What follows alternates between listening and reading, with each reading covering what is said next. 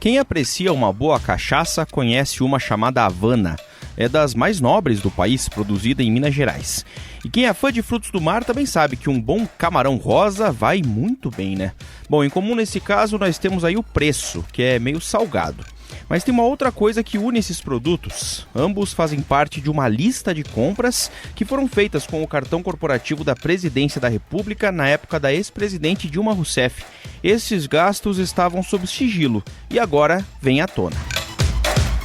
Eu sou o Márcio Miranda e apresento diariamente o 15 Minutos, podcast de resumo e análise do noticiário da Gazeta do Povo.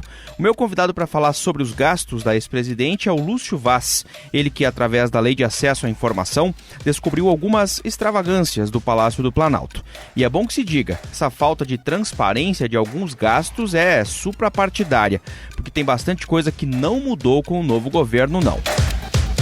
E um outro assunto do episódio de hoje é a multa a ser paga pelo ex-presidente Lula para que ele possa ter o direito de realmente progredir para o regime semiaberto.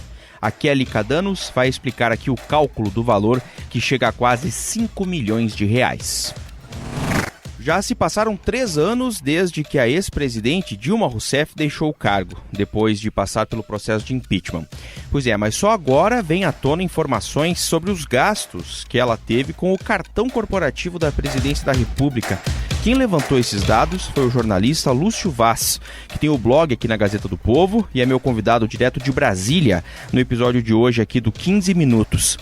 Lúcio, antes de falar dos gastos propriamente, vamos explicar por que esses gastos são sigilosos e como que você conseguiu agora acesso a eles, hein? Bom, esses gastos, eles são sigilosos, segundo a Presidência da República, porque essas despesas são despesas do presidente da República, do vice-presidente e dos seus familiares. Então, toda a informação que coloca em risco a segurança dessas pessoas, do presidente, seus familiares, o vice, elas ficam em sigilo até o final do mandato do presidente, né?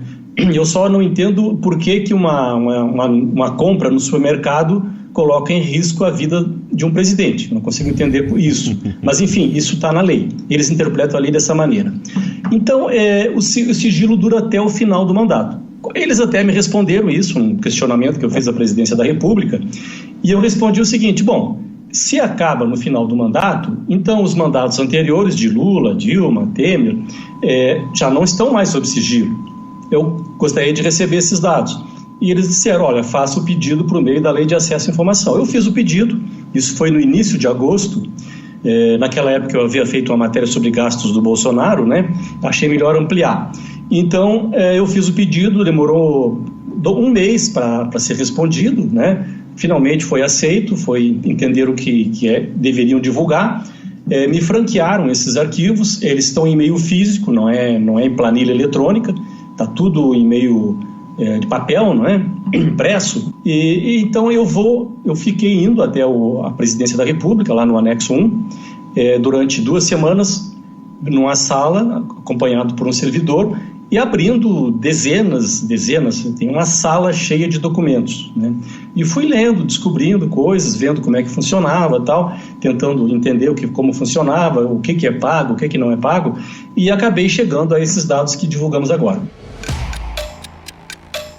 E nessa busca aí que você fez, então, por dezenas de documentos, dá pra gente ver que tem alguns gastos, assim, meio, vamos dizer, extravagantes, produtos até de luxo, né? Quais gastos, nesse caso aí da ex-presidente Dilma, chamaram a atenção, hein, Lúcio? Olha, eu acho assim, tem muitos gastos que são normais, né, do dia a dia, despesas de supermercados, tal, aquela comida básica, mas tem, por exemplo, eles gastaram com garrafas de cachaça, aquela cachaça Havana, por exemplo, isso aí custa R$380 em valores atualizados, e o valor hoje, eu tive vendo, é esse mesmo. Eles compraram 6 garrafas dessa de Havana, isso num período de 2 meses, né? Eu não consegui pegar um período muito longo. Compraram também camarão rosa GGG por R$230 o quilo, aqui numa peixaria aqui em Brasília, a peixaria do Guará. E a presidente Dilma, no final de 2011, ela foi passar o Réveillon na base naval da Marinha, em Aratu, que fica no município de Salvador, na Bahia. E ela levou convidados, né, familiares, e precisou alugar uma lancha para passear. Essa lancha custou o aluguel, em valores atualizados, R$30 mil. E mais um fato curioso é que no registro lá consta que o valor foi pago em espécie, quer dizer, sacaram o dinheiro e pagaram em espécie. O argumento é que o fornecedor não trabalhava com nenhum tipo de cartão de crédito.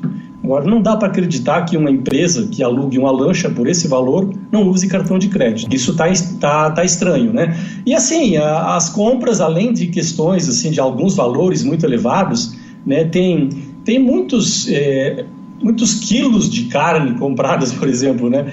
Se tem uma ideia, em janeiro de 2012, eles compraram 81 quilos de filé mignon, custou R$5,7 mil.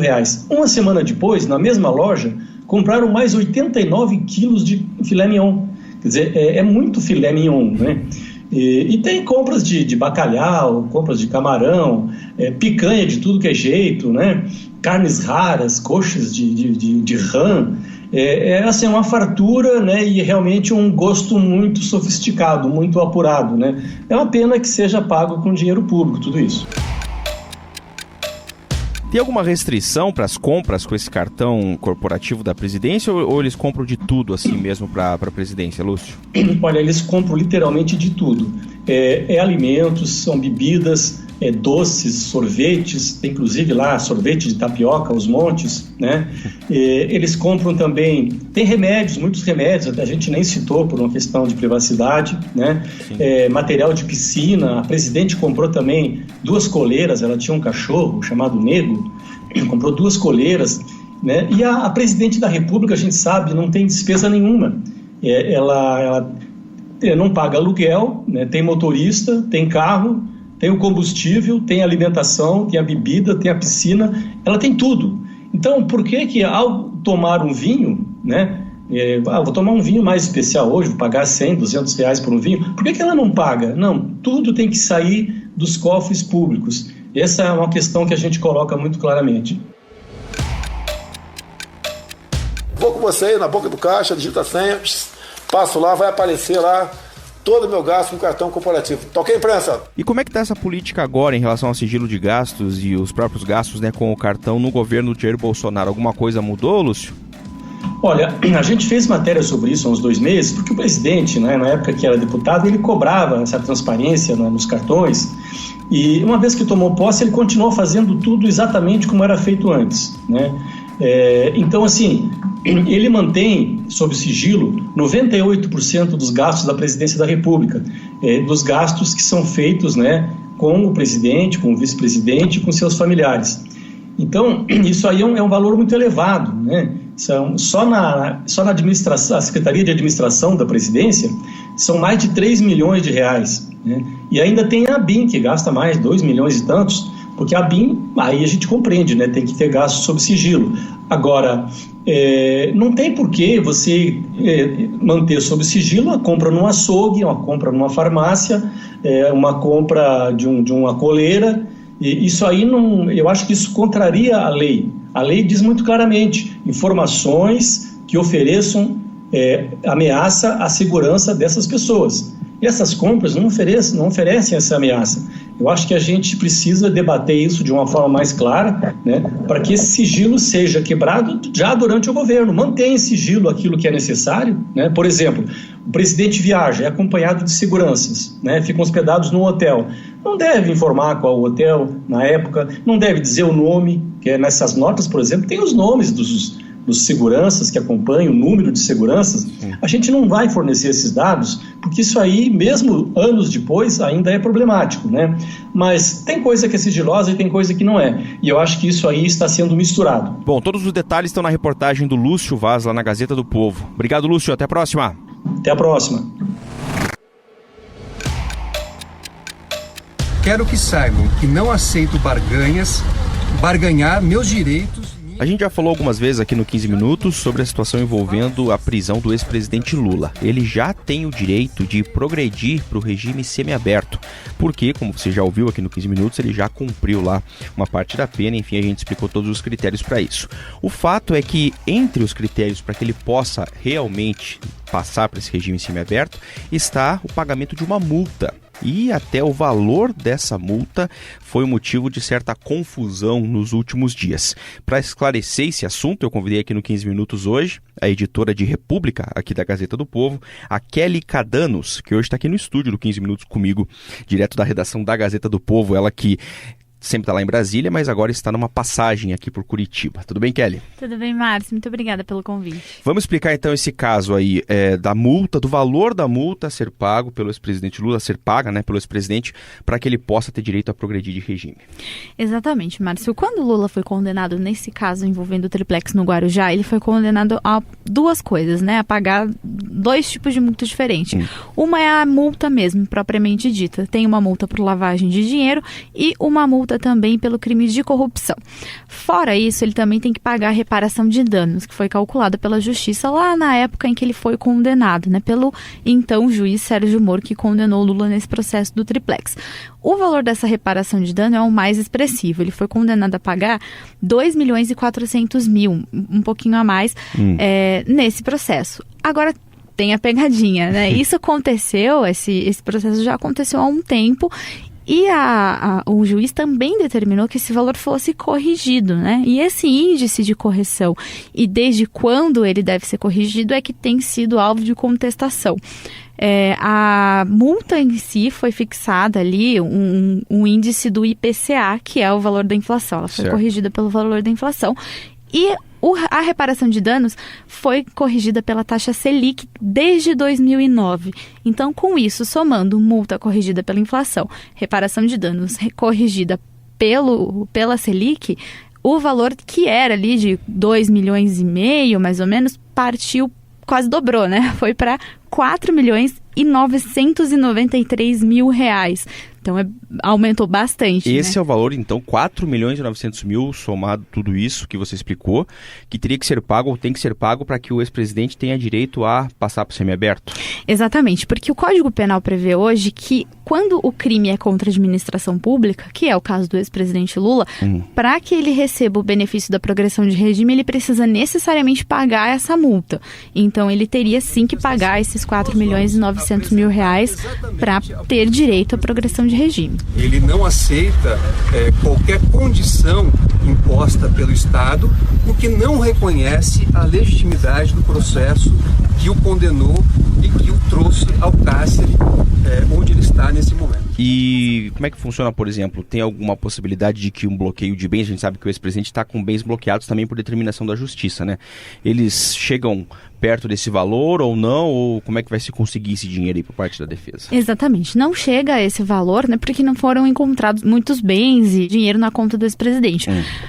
Mas o Ministério Público, quando pediu a progressão de regime para o ex-presidente, já alegou que o simples fato de todos os bens dele estarem bloqueados já garante o ressarcimento, né, que o ex-presidente deveria fazer. Foi um posicionamento inédito na Lava Jato. Em outras ocasiões, o Ministério Público se manifestou contrário à progressão de regime de outros réus que não tinham pago a multa e a reparação de danos. Nesse caso, a Força Tarefa entende que o simples fato de já haver bloqueios nas contas do ex-presidente garante que a reparação de danos será feita. Que coisa curiosa, né? Porque a gente até comentou que esse pedido não é necessariamente um pedido dessa vez da defesa do ex-presidente, pelo contrário, né? Ele disse que não quer sair. Foi um pedido da Força Tarefa, um posicionamento de que ele precisa progredir, e inclusive com essa curiosidade aí que não é muito comum deles afirmarem, né? Que, enfim, a multa já estaria garantida. Como é que está essa possibilidade de saída ou não do ex-presidente da prisão, hein, Kelly? Bom, a defesa ainda aposta todas as fichas nos habeas corpus que foram impetrados no Supremo Tribunal Federal. Então, a defesa ainda espera que ele consiga liberdade plena, né? Ou pela anulação do caso, ou por um dos argumentos nos vários habeas corpus que tramitam por lá. Suspeição do juiz, suspeição da força-tarefa, a questão da ordem das alegações finais, enfim, esse é a aposta principal da defesa. A nossa atuação será no sentido de reiterar à Suprema Corte o pedido para que esses habeas corpus sejam julgados e, ao nosso ver, esse é o caminho para que... Ela tem que se manifestar, tem um prazo para ela se manifestar nesse processo da execução penal, falando sobre a possibilidade ou não de progressão de regime para o ex-presidente.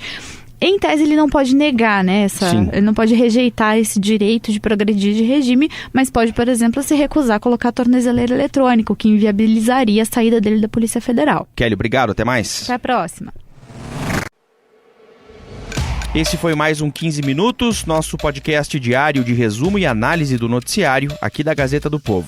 A produção conta com a participação da Jennifer Ribeiro, a montagem é do Leonardo Bestloff e a edição de conteúdo do Rodrigo Fernandes. Para você ter muito mais informação sobre tudo isso que a gente traz aqui no 15 Minutos e muito mais, é só você assinar a Gazeta do Povo. Eu sou o Márcio Miranda e agradeço muito a sua companhia. Até amanhã.